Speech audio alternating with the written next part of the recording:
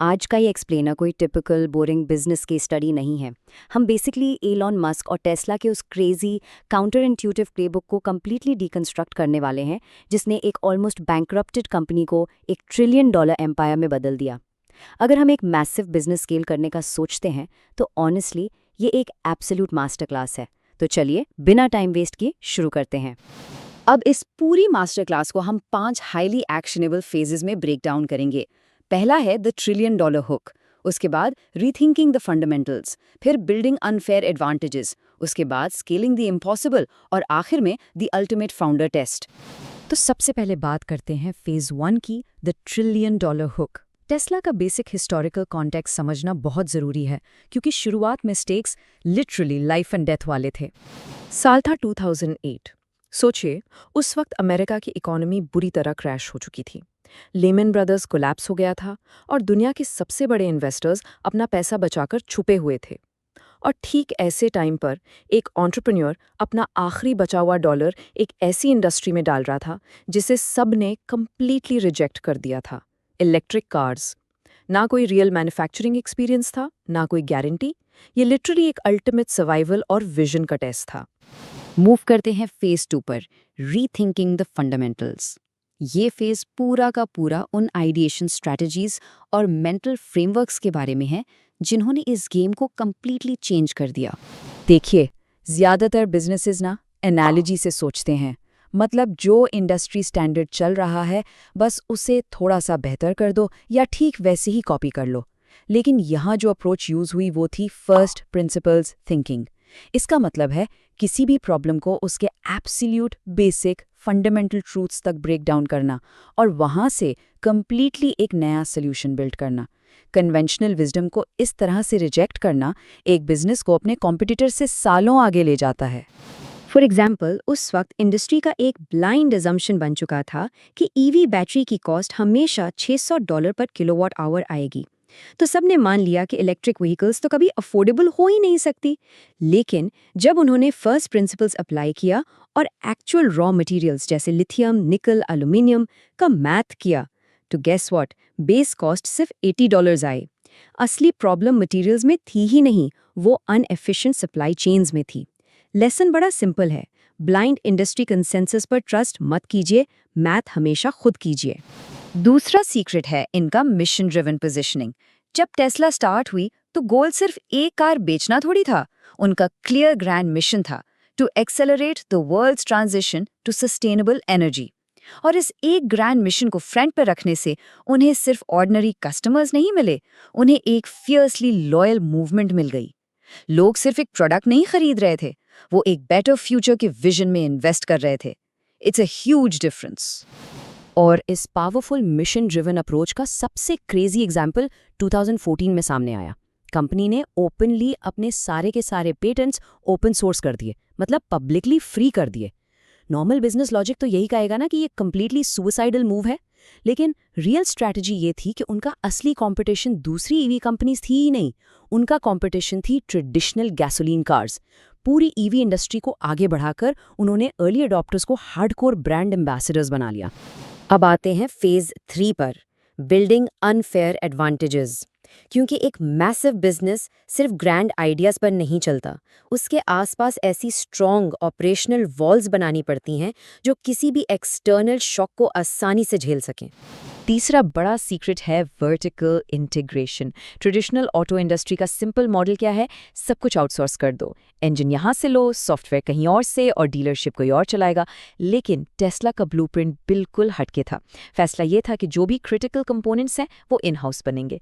अपनी giga factories बनाने से लेकर बैटरीज और शोरूम्स तक उन्होंने उस पूरी सप्लाई चेन को टाइटली वर्टिकली इंटीग्रेट कर लिया। और इस कंट्रोल का असली मैजिक हमें तब दिखा जब कोविड-19 ने ग्लोबल सप्लाई चेन्स को बिल्कुल तबाह कर दिया। जब चिप्स की हेवी शॉर्टेज हुई तो जनरल मोटर्स को 1 मिलियन कार्स का प्रोडक्शन लॉस झेलना पड़ा। लेकिन ठीक उसी वक्त टेस्ला ने एक्चुअली अपने रिकॉर्ड प्रोडक्शन नंबर्स हिट किए। ऐसा कैसे पॉसिबल हुआ?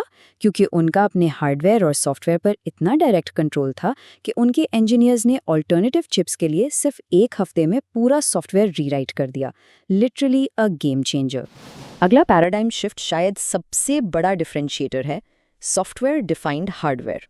पहले की ट्रेडिशनल कार्स एक स्टैटिक फिजिकल प्रोडक्ट हुआ करती थीं, जो फीचर्स हैं सालों तक वही रहेंगे।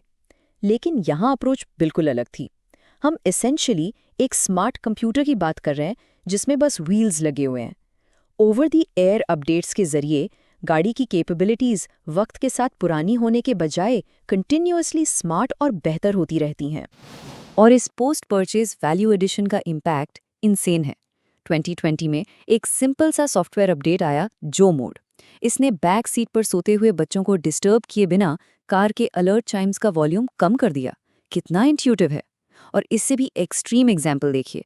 फ्लोरिडा हरिकेन के दौरान इन्होंने रिमोटली बैटरी लिमिट को 60 किलोवाट आवर से 75 किलोवाट आवर तक अनलॉक कर दिया, ताकि लोगों को सेफली इवैक्यूएट करने के लिए एक्स्ट्रा रेंज मिल सके। ये अपडेट सिर्फ फैंसी फीचर्स नहीं है, ये इमरजेंसीज में एक्चुअली जिंदगियां बचा सकते हैं। Let's move two phase 4, scaling the impossible. एक महंगे प्रीमियम नीश से निकलकर मास मार्केट मैन्युफैक्चरिंग तक पहुंचना किसी भी कंपनी के लिए ब्रूटली डिफिकल्ट चैलेंज होता है।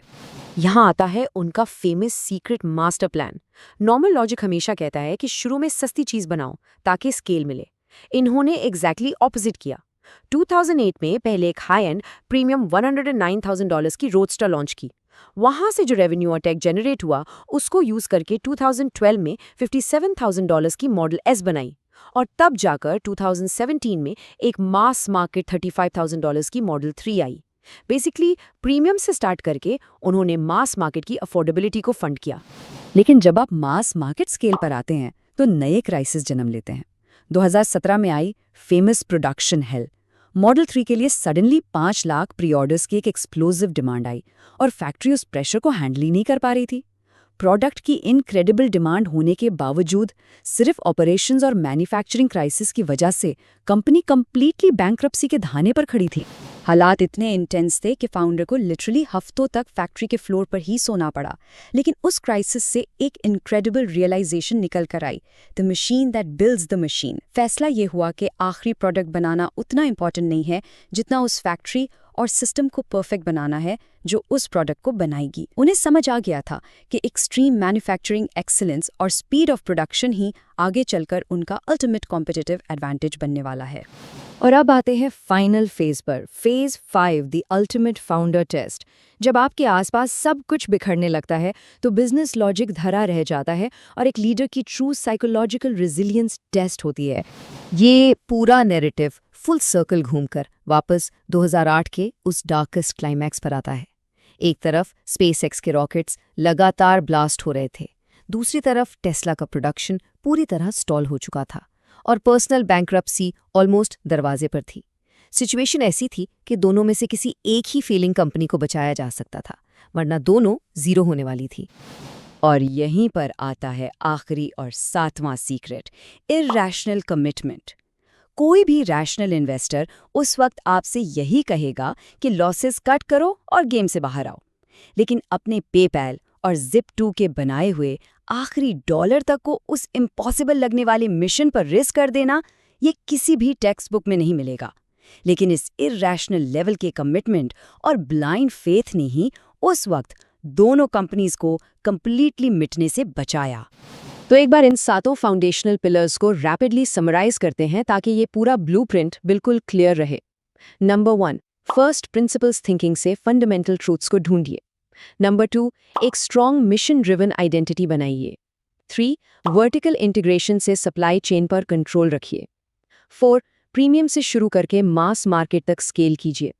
5, अपने प्रोडक्ट को एक सॉफ्टवेयर डिफाइंड प्लेटफॉर्म बनाइए। 6, मैन्युफैक्चरिंग एक्सीलेंस को अपना एडवांटेज बनाइए। और 7, अपने कोर विजन के लिए हमेशा एक इरैशनल कमिटमेंट रखिए। इस डीप डाइव एक्सप्लेनर को हम एक आखिरी फाइनल थॉट के साथ एंड करते हैं।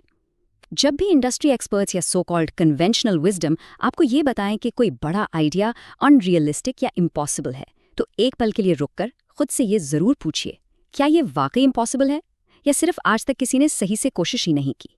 अपने आसपास की लिमिटेशंस पर हमेशा सवाल उठाइए, क्योंकि असली इम्पैक्ट और मैसिव वेल्थ वहीं क्रिएट होती है जहां बाकी सब गिव अप कर देते हैं। Keep learning, keep building.